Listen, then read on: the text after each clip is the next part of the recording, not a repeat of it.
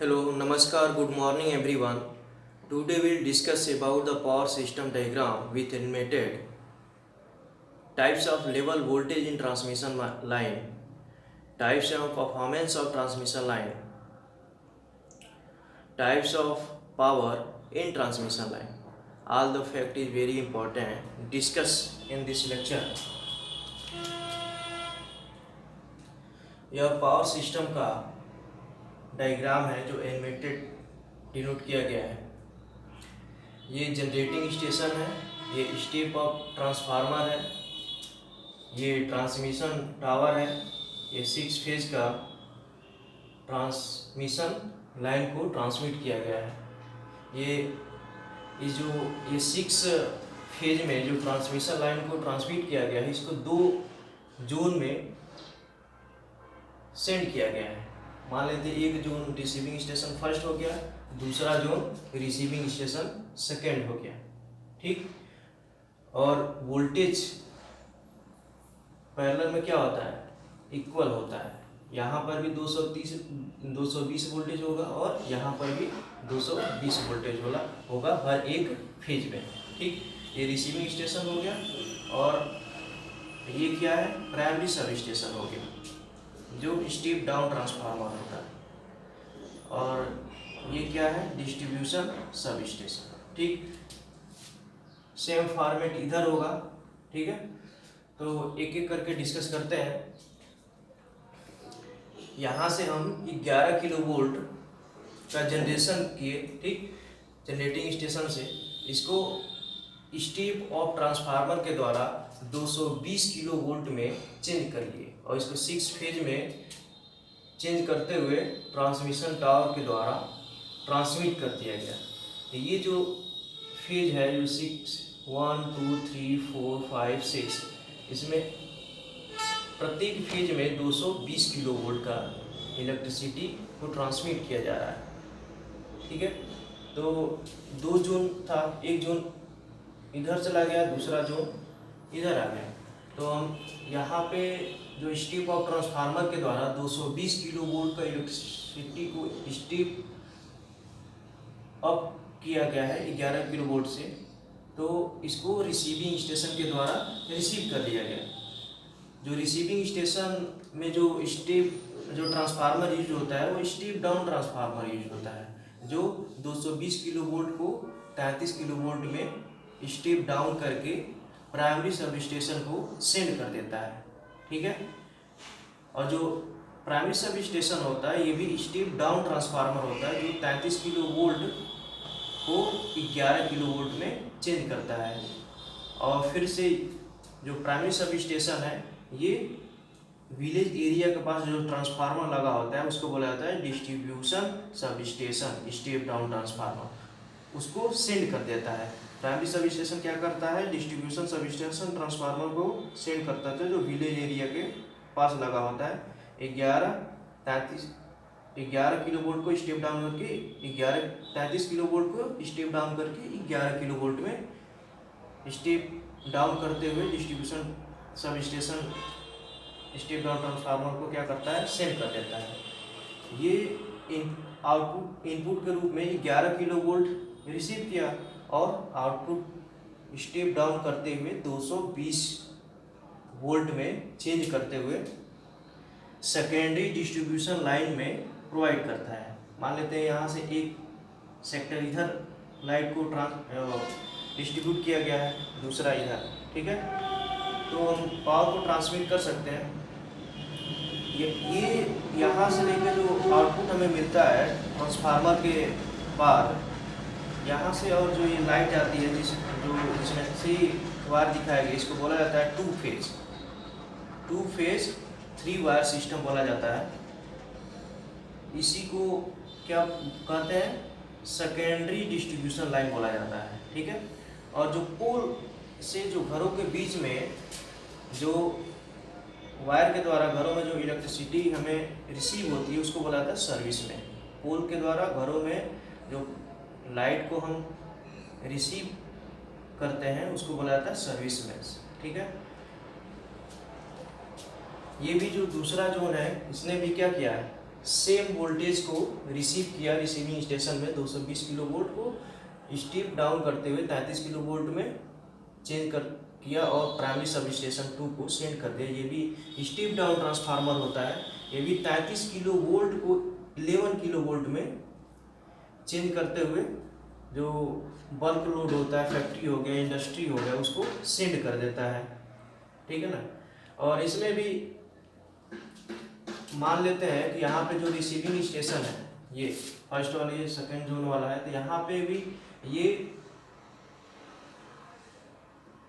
जो tubular steel या tower के द्वारा ये क्या करता है, पावर को ट्रांसमिट करता है, दूसरे जोन में भी हम भेज सकते हैं। मान लेते हैं ये ईस्ट जोन हो गया, ये वेस्ट जोन, और इधर साउथ जोन में सेंड किया ही गया है। ठीक है। फिर से ये जो पावर हमें मिल रहा है 33 किलो वोल्ट, इसको स्टेप डाउन करते हुए यहाँ से पावर को क्या कर सकता है, डिस्ट्रीब्यूट कर सकता है। लेकिन ये हम जानते हैं कि पैरेलल में वोल्टेज समान होते हैं, लेकिन करंट डिवाइड होता जाता है। करंट क्या होता है, डिवाइड हो जाता है, कम हो जाता है। जो हमें लोड के रूप में जो पावर मिलती है वो करंट के फॉर्म में ही हमें चाहिए। ठीक है। वोल्टेज क्या होता है, पोटेंशियल डिफरेंस होता है। ठीक। तो ये हो गया। एक बार और समझने की कोशिश करते हैं। यहाँ पे 11 किलो वोल्ट का हमने इलेक्ट्रिसिटी जनरेट किया जनरेटिंग स्टेशन से, इसको स्टेप और ट्रांसफार्मर के द्वारा 220 किलो वोल्ट में हमने चेंज कर दिया। ठीक। इसको 6 फेज में चेंज किया। एक जोन इधर हमने ट्रांसमिट कर दिया, दूसरा जोन वेस्ट जोन में ट्रांसमिट कर दिया। मान लेते हैं कि ये ईस्ट जोन हो गया, ये वेस्ट जोन हो गया। यहाँ पर भी 220 किलो वोल्ट होगा, यहाँ पर भी 220 किलो वोल्ट होगा। हमने रिसीविंग स्टेशन पे 220 किलो वोल्ट रिसीव किया और इसको स्टेप डाउन ट्रांसफार्मर के द्वारा 33 किलो वोल्ट में हम सेंड करते हैं। यहाँ भी पावर को सेंड किया जा सकता है, इधर भी कर सकते हैं, इधर भी कर सकते हैं, लेकिन वोल्टेज हमारा समान रहेगा और हमारा जो करंट रहेगा वो डिवाइड होता जाएगा। तब इसको primary sub station receiving sub station से पावर को रिसीव करके 33 किलो वोल्ट को 11 किलो वोल्ट में चेंज करते हुए डिस्ट्रीब्यूशन सब स्टेशन ट्रांसफार्मर को सेंड कर देता है। और तब जाके हमें सेकेंडरी डिस्ट्रीब्यूशन लाइन के द्वारा पोल के माध्यम से हमें सर्विस मेंस के रूप में हमें पावर रिसीव होती है। ठीक है। ये था। अब यहाँ पे जो ट्रांसमिशन टावर लगे होते हैं, जिसको बोला जाता है हाई ट्रांसमिशन टावर, बेसिकली ये कंडीशन और सर्विस के अकॉर्डिंग वेरियस टाइप के होते हैं, लेकिन मेनली 2 टाइप के माना गया है। पहला होता है narrow base lattice steel tower होता है। ठीक है। और दूसरा होता है broad base lattice steel tower. ये नैरो टाइप का दिखाया गया है, जगह न मिलने की वजह से ये वी शेप में होता है, जो ब्रॉड वाला होता है। ठीक है ना। और इसके बीच में जो ट्रांसमिशन टावर जो यूज किए जाएंगे वो narrow type lattice steel tower use होंगे। क्या यूज होंगे, narrow type lattice steel tower. ठीक। यहाँ पर भी क्या यूज होंगे, यहाँ पर भी नैरो टाइप के टावर यूज होंगे। ठीक। Narrow type lattice steel tower. और इसका लेंथ देख लेते हैं, इसकी हाइट कितना होती है। इसकी जो हाइट होती है 15 से 20 मीटर होती है। ठीक। और दोनों टावर के बीच में पहले देखते हैं कि broad base lattice steel tower, इनके बीच में जो लेंथ स्पान होता है, जो कंडक्टर एक टावर से दूसरे टावर में ट्रांसमिट किया जाता है, उसका लेंथ स्पान होता है 300 मीटर। ठीक है। कितना होता है, 300 मीटर होता है। और फिर से यहीं पे देखते हैं कि narrow type lattice steel tower, जो इसके बीच में जो लेंथ स्पान होता है वो होता है 225 मीटर। ठीक है। ये हम जान गए। और लेंथ जो होता है वो कंडीशन के हिसाब से हम क्या करते हैं, इंक्रीज और डिक्रीज किया जा सकता है। ठीक है। यहाँ पे ब्रॉड वाला लैटिक स्टील टावर यूज होता है। ठीक है। और फिर से रिसीविंग स्टेशन से जो टावर सेंड किया जाता है वो नैरो या ब्रॉड टाइप का यूज़ कर सकते हैं।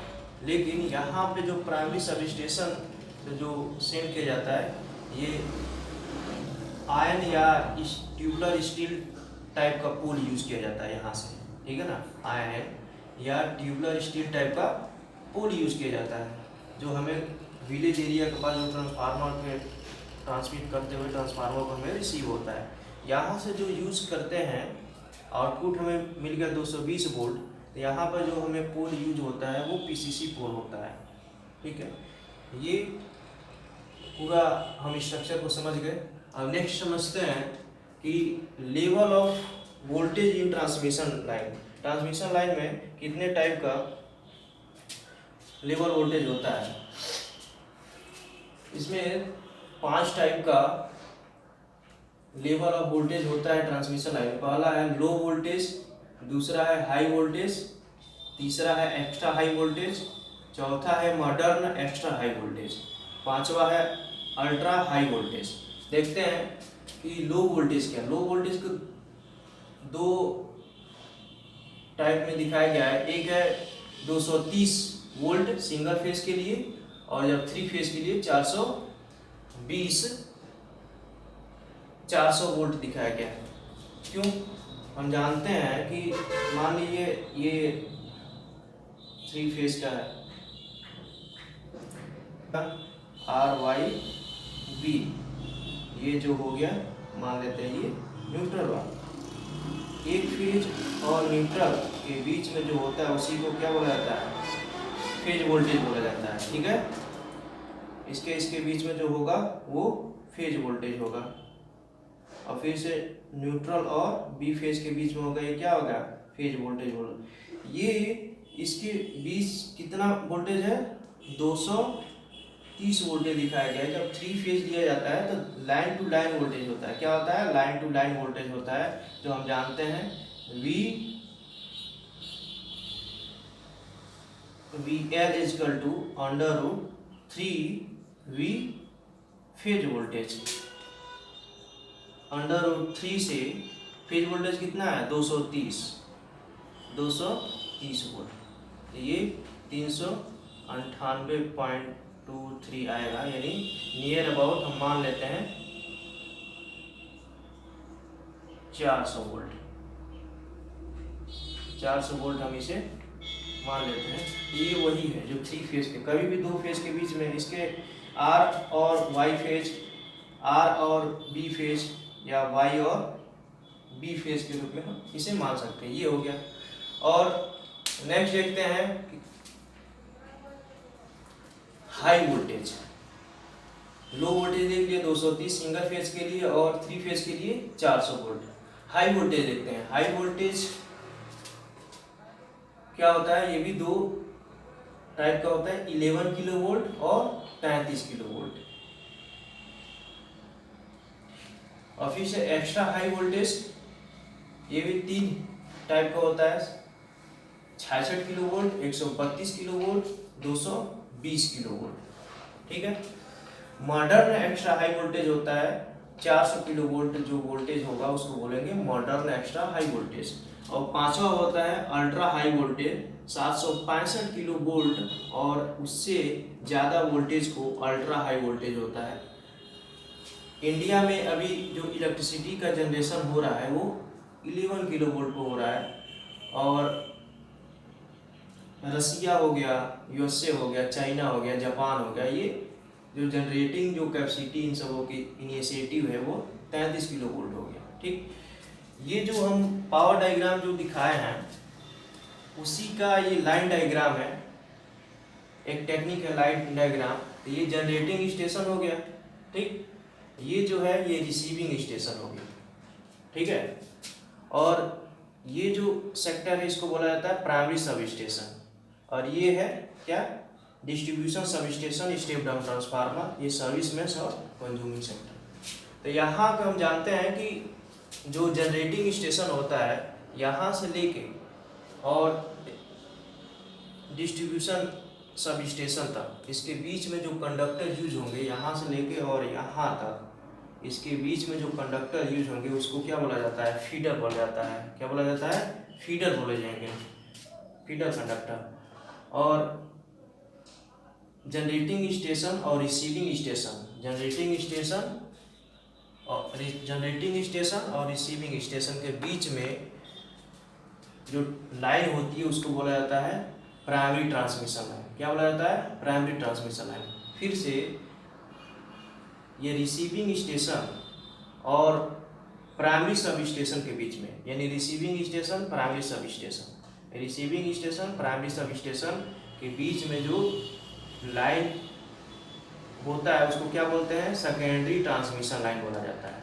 ठीक, और प्राइमरी सब स्टेशन से लेके और जो विलेज एरिया के पास जो ट्रांसफार्मर यूज होता है वहाँ तक उसके बीच में जो लाइन यूज होती है उस लाइन को बोला जाता है प्राइमरी डिस्ट्रीब्यूशन लाइन। क्या बोला जाता है, प्राइमरी डिस्ट्रीब्यूशन लाइन। फिर से जो आउटपुट के रूप में हमें वोल्टेज मिलता है और पोल के माध्यम से हमें 2 फेज 3 वायर सिस्टम मिलता है, इस लाइन को बोला जाता है सेकेंडरी ट्रांसमिशन लाइन। ये प्राइमरी ट्रांसमिशन लाइन हो गया, ये सेकेंडरी ट्रांसमिशन लाइन हो गया, ये सर्विस मेंस हो गया, ये कंज्यूमिंग एरिया हो गया। ठीक है ना, ये लाइन डायग्राम इसको समझ लिए। और ये हम बताए भी थे प्रीवियस लेक्चर में, जो ये सर्किट ब्रेकर है ये प्रोटेक्टिंग के लिए लगाया जाता है। सर्किट ब्रेकर आइसोलेटर दोनों साइड लगा होता है। ठीक है ना, ये पावर डायग्राम है, ये उसका एक ग्राफिकल रिप्रेजेंट किया गया उसका, ये लाइन डायग्राम है। लेंथ और वोल्टेज के हिसाब से ट्रांसमिशन लाइन को कितने भागों में कैटेगराइज किया गया है। ये टाइप है 3 टाइप के उसे कैटेगराइज किया गया है। पहला है शॉर्ट ट्रांसमिशन लाइन, दूसरा है मीडियम ट्रांसमिशन लाइन, तीसरा है लॉन्ग ट्रांसमिशन लाइन। ठीक, ये लेंथ हो गया, ऑपरेटिंग वोल्टेज हो गया। तो शॉर्ट ट्रांसमिशन लाइन होता है 80 किलोमीटर से, जिसका लेंथ कम होता है ट्रांसमिशन लाइन का उसको शॉर्ट ट्रांसमिशन लाइन आता है, और उसका वोल्टेज क्या होता है 20 किलो वोल्ट से कम होता है। Medium transmission line, medium transmission line उसे कहते हैं 80 किलोमीटर से ज़्यादा और 240 किलोमीटर के बीच में जो लाइन होता है जिसकी लेंथ होती है उसको क्या बोला जाता है, मीडियम ट्रांसमिशन लाइन। जो ऑपरेटिंग वोल्टेज है उस लाइन में कितना वोल्टेज को ट्रांसमिट किया जाता है 20 किलो वोल्ट से लेके 100 किलो वोल्ट क्या किया गया इसमें ट्रांसमिट किया जाता है। लास्ट आता है long transmission line. Long transmission line का जो लेंथ होता है वो 240 किलो वोल्ट से ज़्यादा होता है, और जो उसमें वोल्टेज को ट्रांसमिट किया जाता है वो 100 किलो वोल्ट से ज़्यादा होता है। ठीक है, एक बार और देख लेते हैं। शॉर्ट ट्रांसमिशन लाइन की जो लंबाई होती है वो 80 किलोमीटर से कम होती है, और जो ऑपरेटिंग वोल्टेज होता है जिसमें वोल्टेज ट्रांसमिट किया जाता है वो 20 किलो वोल्ट से कम होती है। मीडियम ट्रांसमिशन लाइन क्या होता है 80 किलोमीटर से लेके और 240 किलोमीटर के बीच में जो लेंथ होता है उसको मीडियम ट्रांसमिशन लाइन बोला गया है। और इसकी जो ऑपरेटिंग वोल्टेज होते हैं पावर को ट्रांसमिट किया जाता है वो 20 किलो वोल्ट से लेके 100 किलो वोल्ट पावर को ट्रांसमिट किया जाता है। जो लॉन्ग ट्रांसमिशन लाइन होती है जो 240 किलोमीटर से ज़्यादा होती है उसको लॉन्ग ट्रांसमिशन लाइन कहते हैं, और उसका ऑपरेटिंग वोल्टेज 100 किलो वोल्ट से ज़्यादा होता है। ये स्टैंडर्ड जनरेटिंग लेवल है कि मतलब जो अभी तक कितना जनरेशन हो रहा है 3 कैटेगरी में डिवाइड किया गया है। एक 6.6 किलो वोल्ट, ये जो होता है वो इंडस्ट्री रेजिडेंशियल या पर्सनल डेवलपमेंट के लिए होता है। 6.6 जैसे एग्जाम्पल इंडस्ट्री हो गया, ये 6.6 किलो वोल्ट का जनरेशन करते हैं, उतना ही रिक्वायर होती है। और ये 11 किलो वोल्ट जो जनरेशन होता है वो इंडिया में ही जनरेशन होता है, और जो 33 किलो वोल्ट होता है उसका जनरेशन कौन कौन करता है, रसिया करता है, यूएसए करता है, जर्मनी करता है और जापान करता है। ठीक है, ये हो गया। उसके बाद से हम देखेंगे कि ट्रांसमिशन सिस्टम में जो पावर कितने टाइप के होते हैं।